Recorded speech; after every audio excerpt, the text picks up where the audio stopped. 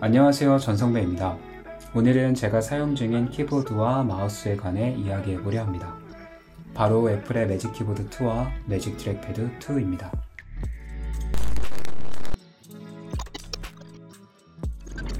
이미 로지텍 마우스와 한성 컴퓨터의 무접점 키보드를 키캣까지 교체해 잘 사용하고 있었어서 굳이 구매할 필요는 없었지만 앞서 7월에 M1 맥북 프로를 구매하게 되어 겸사겸사 트랙패드와 키보드도 새롭게 장만했습니다.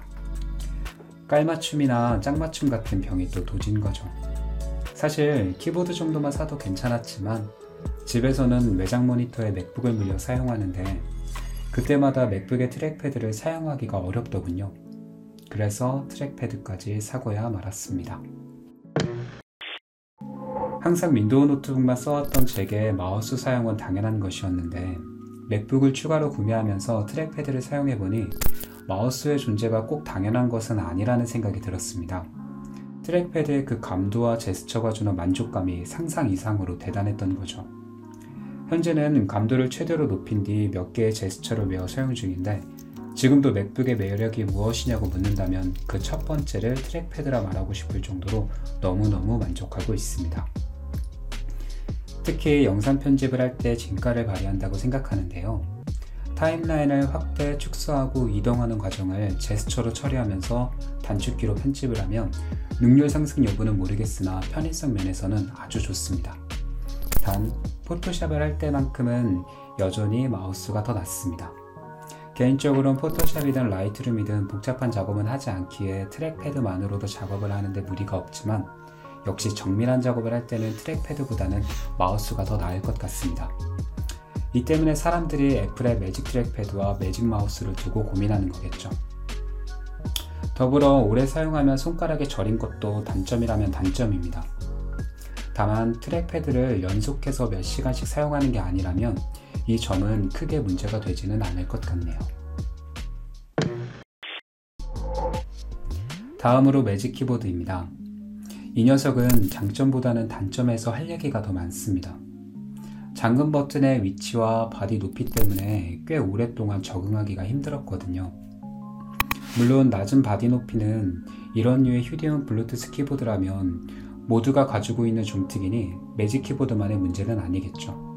제가 기존에 쓰던 무접점 키보드가 원체 바디가 두꺼웠던 녀석이기도 해서 역체감 때문에 더 적응하기 어려웠을 수도 있으니 이 점이 모두에게 똑같은 단점이 되지는 않을 것 같기도 하고요.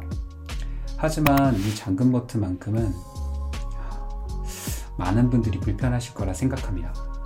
보통 타이핑을 할 때는 키보드를 보지 않고 하실 텐데요. 그때마다 백스페이스를 누른다는 것이 그만 잠금 버튼을 눌러 의도치 않게 화면을 잠그는 일이 빈번하게 발생했습니다. 맥북 프로에서는 화면 잠금을 터치바에서 설정할 수 있게끔 되어 있어서 무심코 누를 일이 없었는데 매직 키보드에서는 잠금 버튼이 물리적으로 배치되면서 이러한 문제가 생기더군요. 더군다나 두 키가 근접해 있기도 하고 잠금키 또한 다른 키와 똑같은 메커니즘을 사용하다 보니 실수로 누르기 딱 좋은 상태라고 할 수 있습니다. 완전히 적응된 현재는 이런 일이 드물어졌지만 초창기에는 수시로 화면을 잠그는 통에 여간 불편하지 않을 수 없었습니다. 단 현재 제가 쓰고 있는 모델에서 6만원을 추가로 지불하며 구매할 수 있는 터치 아이디가 탑재된 모델은 얘기가 다를 수도 있습니다. 이 잠금 버튼 자리에 터치 아이디 센서가 탑재되기 때문에 무심코 화면을 잠그는 일은 없지 않을까 싶어서인데요. 실물을 본 적이 없어 확신할 수는 없지만 제가 가지고 있는 모델처럼 다른 키들과 같은 메커니즘이 아닌 독립적인 구조, 그러니까 힘을 좀 더 주어 눌러야 한다와 같은 별도의 방식을 요구하는 구조라면 터치 아이디 탑재 모델은 해당 불편함이 없으리라 생각합니다. 그 외 스트로크 길이나 키감은 만족스럽습니다. 무접점 키보드에 비해 확실히 부족한 타건감을 보여주지만 개인적으로 맥북의 키보드 때부터 이런 키감에도 큰 매력을 느꼈던 터라 매직 키보드도 충분히 만족스럽습니다. 그런데 맥북에 탑재된 키보드와 매직 키보드 2를 1대1로 비교했을 때는 맥북의 압승입니다. 맥북의 타건감은 쫀쫀하고 단단한 느낌을 주면서도 정숙함을 잃지 않는 반면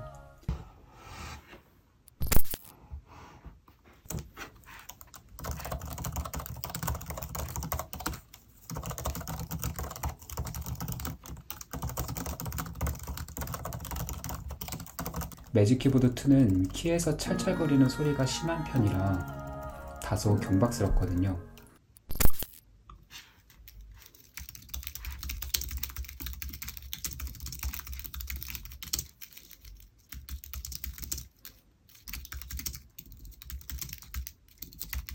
가만히 손을 올려두고 좌우로 움직이기만 해도 찰찰거리는 소리가 나서 이 점이 매직 키보드의 완성도를 아쉽게 했습니다. 알루미늄 바디에서 오는 차갑고 단단한 느낌이 타건감에도 그대로 이어졌다면 더 좋지 않았을까 싶네요. 맥북의 키보드는 충분히 그것을 보여줬는데 매직 키보드 2에서는 보여주지 못하고 있는 것 같습니다.